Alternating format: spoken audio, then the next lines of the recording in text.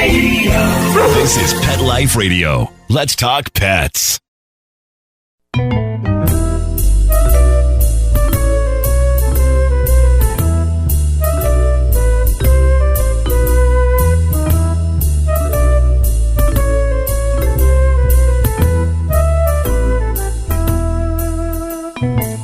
Hello, cat lovers. Hello, my feline friends. Welcome to Cattitude. I'm your show host, Michelle Fern. So this is a great topic for all of us cat parents, cat aggression. It happens. Even if you have the sweetest cat, it happens. You've probably dealt with it if you're a cat parent. And my guest today has a new approach to cat aggression. I cannot wait to introduce you to her. We will be right back. Take a bite out of your competition. Advertise your business with an ad in Pet Life Radio podcasts and radio shows. There is no other pet-related media that is as large and reaches more pet parents and pet lovers than Pet Life Radio. With over 7 million monthly listeners, Pet Life Radio podcasts are available on all major podcast platforms. And our live radio stream goes out to over 250 million subscribers on iHeartRadio, Odyssey, TuneIn, and other streaming apps. For more information on how you can advertise on the #1 pet podcast and radio network, visit PetLifeRadio.com/advertise today. Let's Talk Pets on PetLifeRadio.com.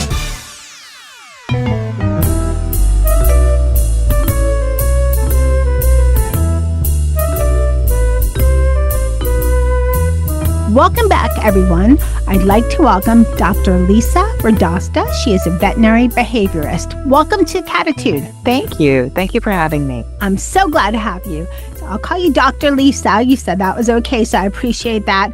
Let's first define what is cat aggression, because it can be misconstrued. And as I see it, there's cat aggression between other cats, between cats and humans, between cats and maybe other pets in the house or pets around them. So how do you define, as you're a professional, how do you define cat aggression? Yeah, that is a great question, because where I sit as a veterinary behaviorist, so I'm a veterinary psychiatrist, and where, let's say, an applied animal behaviorist would sit, this is a person with a PhD, right? We're going to sit in the same place in that we're going to view aggression first as an ethological definition. So that's going to be aggression is a distance increasing signal. Now, there's going to be those, we're getting a little sciencey, but we're going to move out of this in just a second, right? Because it's good to understand the science before you actually try to apply these things to your cat. So the exception is going to be predatory aggression, we call it, which is obviously not distance increasing. When your kitty catches a lizard, they're not trying to increase the distance, right? So that's a different kind of category in and of itself. But other than that, we think of it as distance increasing. Even that language can feel weird. What is it really? It is an ask for space. Okay, so it could be an ask for the other cat in the household to move out, right? Cat number 1, Fluffy, needs cat number 2, Ted, to move out of the house. So Fluffy is aggressive to Ted. Maybe Fluffy wants space from her pet parents because her pet parents keep petting her when she really wants to sleep. So she's aggressive. So we're going to define it that way. But the way I want to look at it, and I've kind of shifted the way I speak to pet parents about it, because so many pet parents said to me, my cat gives me love bites. And for I've been a veterinarian 25 years. I've been a vet behaviorist 19. So I keep saying, no, cats don't bite you when they love you. That is a crazy kind of love, right? No, that is not what they're doing. But I never really was able to explain it to pet parents in a way that I think they really understood it until I lived with a cat who bit me. And now I understand that aggression in many cases is a cry for help, and in many cases is a form of communication, because the cat doesn't have any other way in that moment in their mind to get their needs fulfilled. Does that make sense? That makes a lot of sense. And I'm glad you said that, because I agree with you. I've heard people call it love bites or a little like smack or something. And I agree with you. I don't think there's such a thing as love bites. Not to go off on a tangent, but cats' mouths have a lot of bacteria. Even a love bite is not that safe, and neither are scratches. But coming back to what we're talking about, that's definitely, they're sending a message. They don't talk. This is another reason why we need to never declaw our cats. That's how they tell you, leave me alone. You don't want to antagonize them enough to get the scratch or the bite, but that happens sometimes. They're not verbal. I mean, they meow for humans, but they're not going to tell you, leave me alone. You're annoying me right now. They're going to swipe. Exactly. And oh my gosh, there's so many things she said that I just love. So number one, the reason we don't want to declaw cats, yes, we don't want to take away their communication defense mechanism, but also, it hurts. And cats who don't have their claws, and I'm just not sure anybody's doing this anymore. So I don't know if this is going to kind of fall on deaf ears because no one's doing these surgeries. I hope they're not, but they're still doing it. Oh, holy cow. Really? There's a great, Michelle. Mention this. There's a great movie called American Cat, The Good, the Bad, the Cuddly. Nala Cat is in it. She's helped sponsor it. She's a famous cat, but there's still so much going on, and people don't realize that. I think I know what you're going to say. Declawing cats, not only is it very painful for them, but it actually makes them more aggressive and more likely to bite. And from what I know, biting is much more dangerous to us humans because there's so much bacteria in their teeth as compared to, a scratch. 100%. So there are several studies that have looked at declawing. One study shows that the cats are not more likely to be aggressive. One study shows that they are. And there's a third study. And this is the study. It is not a retrospective, like asking the pet parent, is your pet declawed? Does your pet bite you? Those are good studies, but those aren't the highest level of studies.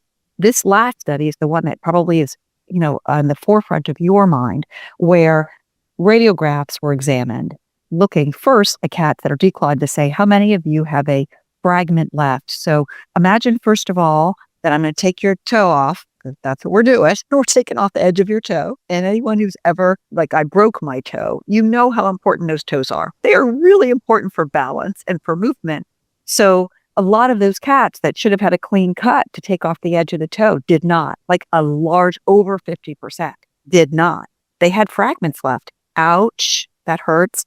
And also, the cats who were declawed were more likely to be aggressive. But you know what? They were more likely to have back pain. They were more likely to pee and poop outside the box. So let's not do this. And it does apply to what we're talking about today because we don't want to hurt cats. Because when beings, including human beings, are hurting, we're more irritable. Like, of course we are. And also back to love bites. Here's the thing. Whenever I wonder, is this normal? Like, is this what cats should be doing? Or dogs or whatever animal I'm treating, I think, okay, what do feral cats do? What is the wild state? Feral cats don't love bite each other.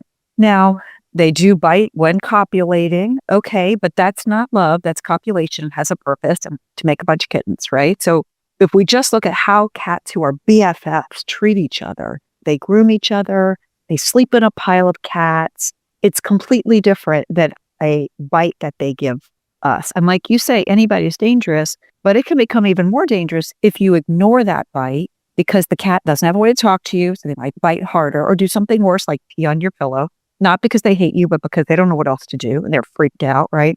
But also some pet parents return that quote unquote love bite, which I'm just going to call a light bite from here on out. They return that with a smack. And then the cat's like, oh, I see what's happening. I try to talk to you and then you're mean. So obviously this relationship is not working. I can't trust you. Now I'm getting afraid of you. Now we're increasing aggression, right? So we got to pay attention to what the cats are telling us. It seems obvious for body language to get an idea, how the cat's feeling and different things. But are there keys to looking at the cat's body language other than the obvious and realizing, oh, this is a sign of aggression, even if it's like maybe if it might be hidden? Yeah. So as well as I do, but pet parents probably don't know that cat pet parents and dog pet parents too are not very good at reading body language, even experienced ones. And so we want pet parents to look for the obvious signals. So I'm going to separate aggression out again. We're putting predatory aggression way over here to the right. We're not talking about that, the bird hunting aggression, okay?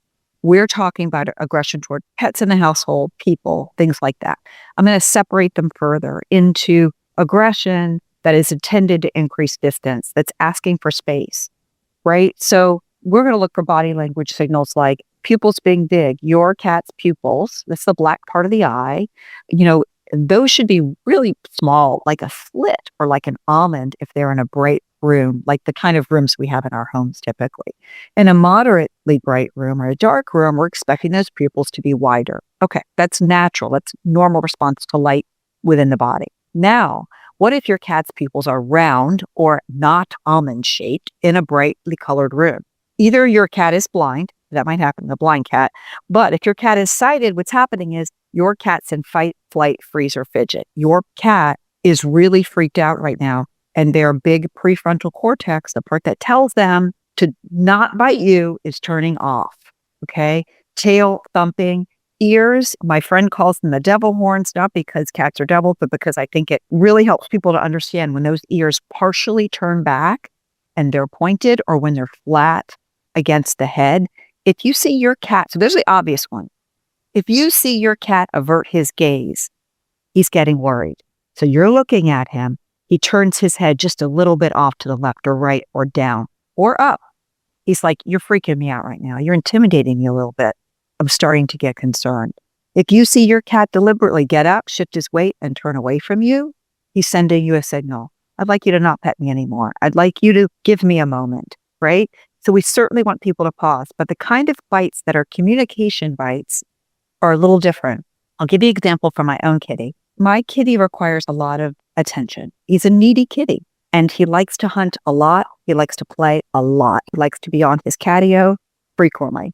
And I'm the person who pushes the button for the toys and opens the door because I have the thumbs. So when I'm typing on my computer, I'm working, he first tries to sit and stare at me. So he's asking me for something, but I'm too busy. So then he will put his paw on my hand gently. I have a cute picture of me typing with his little black paw on my hand. If I do not pay attention to that, he gently bites my hand. So this is not a distance increasing. This is I've tried to ask you 3 ways. Could you just hit the button on my toy? Because I am not able to do that myself. And so what I want people to do is when your cat is staring at you, do something. Think about the cat needs something, because once you drive him to bite, because you're the one driving the bus here, once you drive him to bite and you get up and press the toy, you have taught him that he really should go for the bite because that is what's most effective, and cats are very intelligent. Does that make sense? Yes, absolutely. It reminds me of, I'm listening to you thinking, it's kind of like people, you ask somebody, they don't do it, then you yell at them, they don't do it, then you go over and say, you shake them or you get their attention. Hey, I need you to do this. Probably this would happen more. I don't mean shake violently, but little shove. Hey, hello, wake up, do this, right? If you had like a child or something, you might do something like that. Talk first, talk louder, then go over and say hello and get their attention. You don't bite people, but what about cats and aggression when they live with each other? Yeah. So again, we're going to think, okay, wait, what do feral cats do? Well, you know this. Feral cats live in what we call matrilineal colonies. It's moms and aunts and sisters and daughters, and all the girls live together. It sounds like an awesome way to live, in my opinion. And the boys come in and out as they need to. They make some babies. They eat at the food bowl at the barn. It's that kind of thing. But usually, there's always an exception, but usually the boys are not hanging out with the girls. So not on a regular basis unless there's babies to make, right? So anyways, if you introduce an adult cat into a feral colony and that cat is rejected, we would say that is normal. And there's so much space outside. I'm not advocating for all the kitties to live outside. We're just talking about what kitties that live outside do.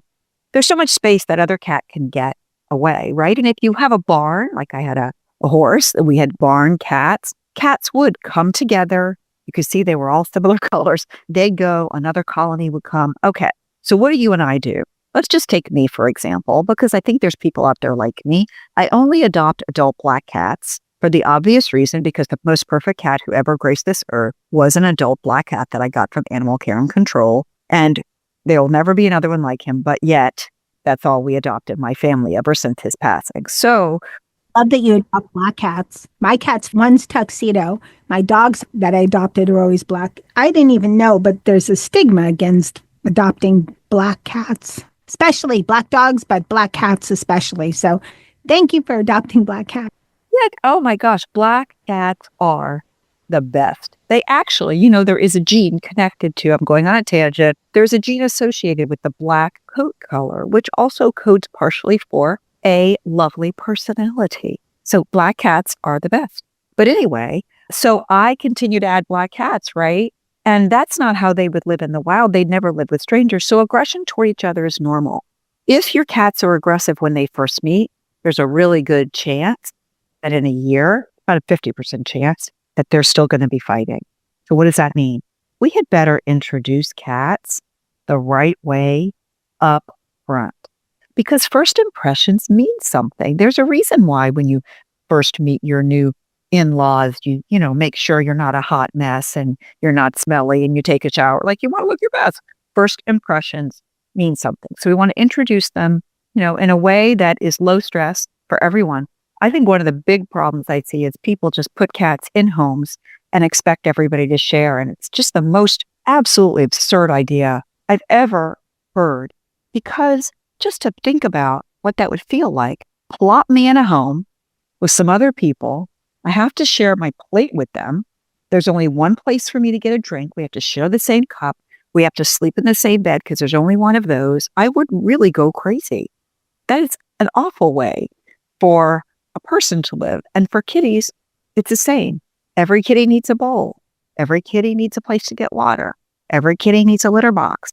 And not necessarily on top of that other kitty's litter box or food or water. Everybody needs their own space. That's just a basic need in my mind. So if we do that, we'll reduce aggression tremendously. That makes a lot of sense. Although 2 of my cats are sisters from different misters that still don't like each other. We're going to take a real short break and we'll be right back. Molly, here's your dinner. Zeus, that's not your food. Don't let that happen to your precious cat. Elevate your cat's eating experience with the Cat Tree Tray. The Cat Tree Tray keeps your cat's food off the floor and conveniently located on the cat tree. It's the perfect way to eat. It's a beautiful wrought iron tray that easily attaches to your cat tree and keeps dogs and other critters out of your cat's dish. A must for multi-pet households. There's a 6-inch tray for large bowls and a 4-inch tray for smaller bowls. Purchase your Cat Tree Tray today. Go right now to cattreetray.com. That's cattreetray.com. CATTREETRAY.com. Let's talk pets. Let's talk pets On Pet Life Radio. Pet Life Radio. PetLifeRadio.com.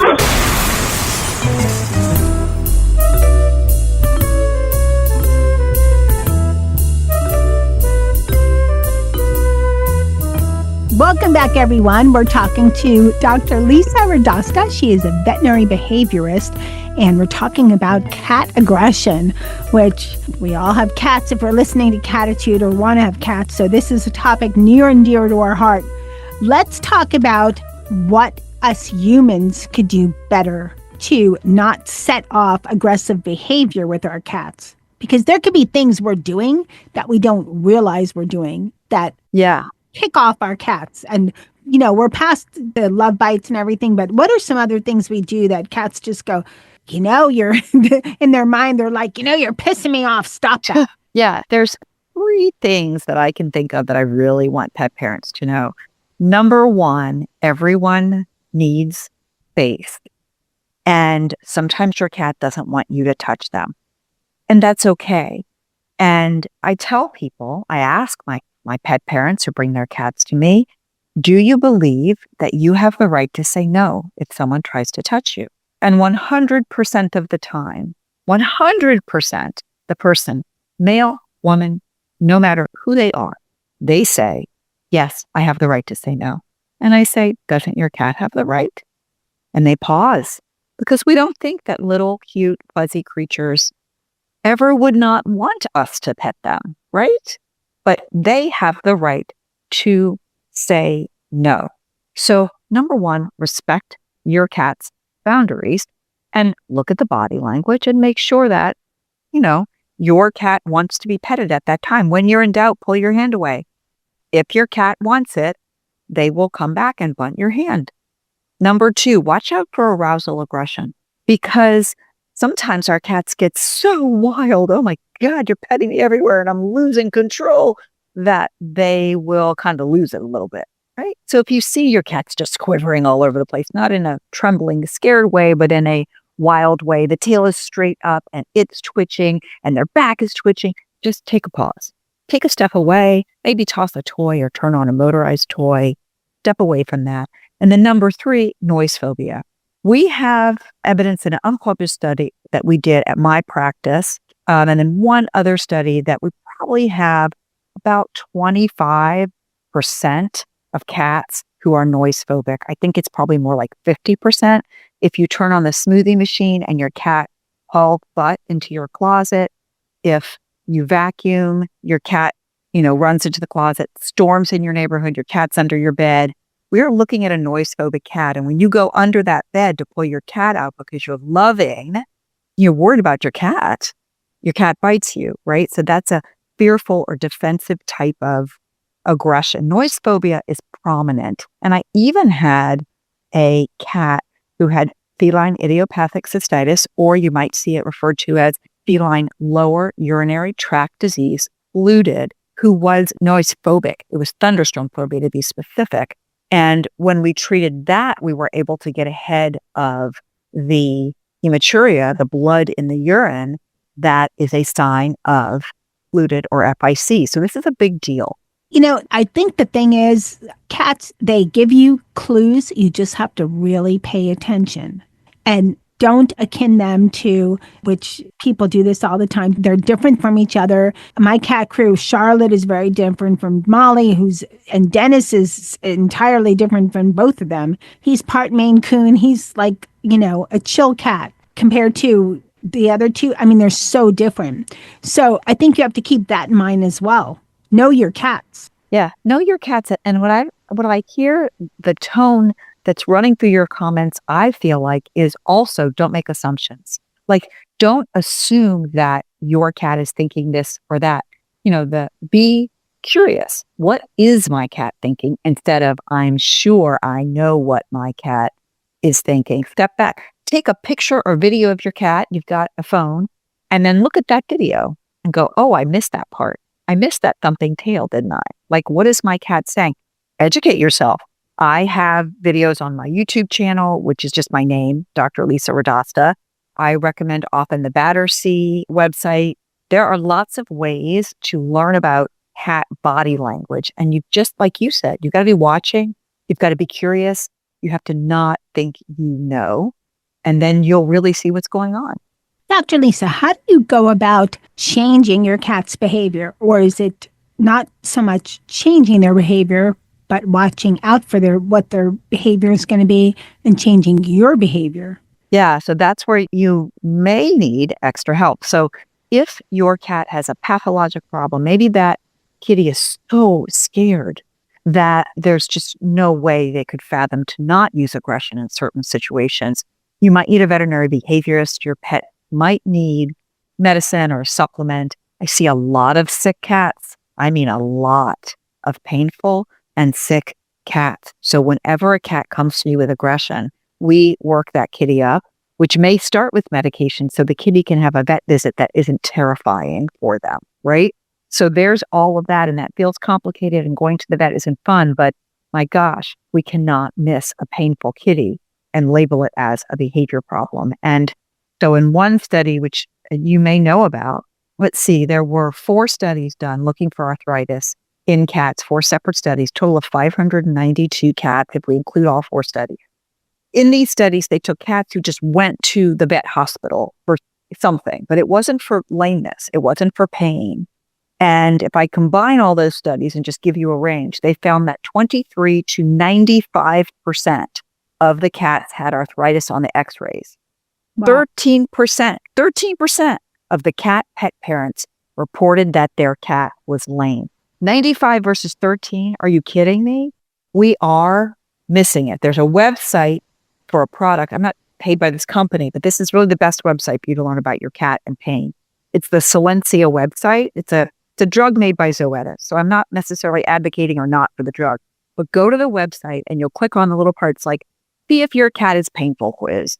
And then, hi buddy, And then you'll see a group of animated videos. And maybe there's 6 videos. And each one will be like healthy cat jumping, unhealthy, that's painful, cat jumping. When you see that as a pet parent, I think you're going to be shocked because so many of my pet parents go, oh my gosh, that is the way my cat jumps up. That is the way my cat goes up and down the stairs.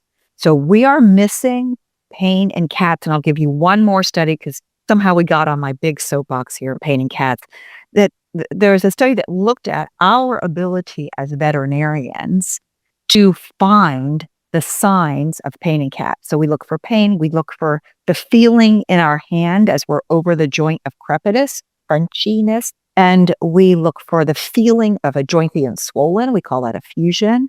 And we can get it right about a quarter of the time, because number one, vets have different skills in that area. But number two, when a cat growls at you or hisses at you in the vet's office, are they afraid? Are they hurting? We don't know. So if you as a pet parent look at those Silencia website videos and you believe your cat is painful, you are probably right. Take videos of your cat, bring the videos to the vet. If your vet dismisses you or poo-poos you, I would strongly advise that you have an honest conversation with that veterinarian. And if they still will not x-ray your cat, that you find a different veterinarian, because we cannot tolerate kitties being painful and doing nothing about it. No, absolutely. So what if you got your kitty taken care of, your cat's fine, they're not acting out for pain, you need a cat behaviorist? Where should we look? Because there's all types. There's people that are certified, there's people that are veterinary behaviorists like yourself, there's people that are, just work a lot with cats and are not, professionally certified, but they're good with cats. So where do you look and how do you find someone to help you with your cat if you can't do it? Yeah. So a veterinary behaviorist is going to work with some sort of professional behavior consultant or cat training professional, most likely. Some may employ them in their practice, but most of us are going to refer. So that's a good way to get kind of a complete team. It's not one or the other. It's all of us on the same team along with the primary care veterinarian. So if your cat has a serious aggression problem, find a veterinary behaviorist. You can find one at dacbb.org, or you can go on my website and send me an email and I'll send you that website for you to find one near you. If you're looking for a cat behavior consultant, we're looking for someone who has some sort of certification. So we know that they have decided on their own, of their own accord, to get that extra bit of learning. And that we know that they are a part of a community where if your cat is a really hard problem, they can call on their community for advice. We all need community because we're all going to get stumped. We're looking for someone who is positive reinforcement dedicated. So no training is purely positive, because even if you don't give your cat a treat, that could be viewed as negative, right, by the cat. But what we can say is we don't want any squirt bottles. We don't want any shock mats. We don't want any loud noises. We don't want things thrown at kitties. We don't want kitties smacked. We don't want water thrown on them. Kitties don't have to be tormented to learn how to do something. They're quite intelligent, honestly. So we're looking for that kind of person. And sometimes when you go on socials or you're on YouTube, maybe people have a lot of followers and they look really shiny and impressive. And at the end of the day, it comes down to, are they skilled? And just because they're famous doesn't mean they're skilled. And will they? True. Yeah. And will they use positive reinforcement techniques with your kitty? And if they have to fall back on punishment techniques, that is a testament to their skill set. That's what that is. They're telling you, I don't have a complete skill set, so I resort to things that hurt kitties in order to try to teach them lessons. And we don't have to do that. We just don't. No, actually, I don't think you have to do that to cats. I don't think some of us have, my dogs are in doggy heaven now, but you don't have to do that to, I think, any animal. I know that there's some that believe in it, but I'm not a big fan. Right. I always say to my clients that want to do that, I'm like, what if your kitty was a killer whale and you had to actually outthink them instead of being physically adversarial? You would find a way, but just because the cat's smaller than you, it's easy to pick up a squirt bottle or smack his booty. But if he could kill you, you wouldn't do that. Right. And so we're taking advantage inadvertently, because these are usually very loving pet parents. So inadvertently, we're being led down a road where we're taking advantage of someone smaller than us, and that is not our style. We're not bullies by nature. We're kind and we love our kitties, and it can be done a different way.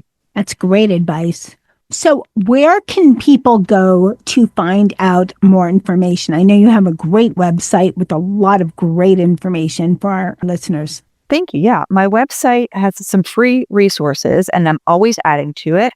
And it's drlisaradosta.com. I'm on socials at Dr. Lisa Radosta. I don't do TikTok, oh goodness, but I do Facebook and Instagram and YouTube and LinkedIn. And I recently did, I would say 3 or 4 posts from a couple weeks ago on kitty stuff, but there's tons of posts from all the years I've been on. And so, hopefully we will get the word out there that people can help aggressive cats and live with them without being bitten. I hope we do. And I'm fortunate that I have lots of listeners on Cattitude. And, it's all about spreading the word because there are so many myths out there. And, cats are hard to read. And there's just, again, so many misconceptions. So is there anything you wanted to add? Just enjoy your cat today. Learn something about your cat today. That's a great motto. You should learn something about your cat every day. I think that's definitely possible. They're bewitching. There's so much to learn about them, or mystical. That's a better word. Yeah, both of those things. I think they're bewitching and mystical. I just think they're really interesting little creatures. They really are. That they are, very much so. Dr. Lisa, thank you so much for coming on Cattitude. I so appreciate all of your information. Thank you. I hope you all enjoyed this show. Be sure to check out drlisaradosta.com. That is Dr. Lisa's website. She has so much great information for you. The site is mobile as well as, for the desktop, like everything these days. Thanks to my listeners. Thank you so much for listening to Cattitude all these years. I so appreciate your support of my show. Thank you to my cat crew, Dennis, Charlotte, and Molly. You guys keep me on your toes and keep me always learning about cats. And the more I learn, the more I can share with all of you listening, and the more we can educate people. So thank you so much. And a special thank you to my producer, Mark Winter, for working his magic on every show of Cattitude. Thank you, Mark. And hey, remember, lose the attitude, have Cattitude. Let's Talk Pets, every week on demand, only on PetLifeRadio.com.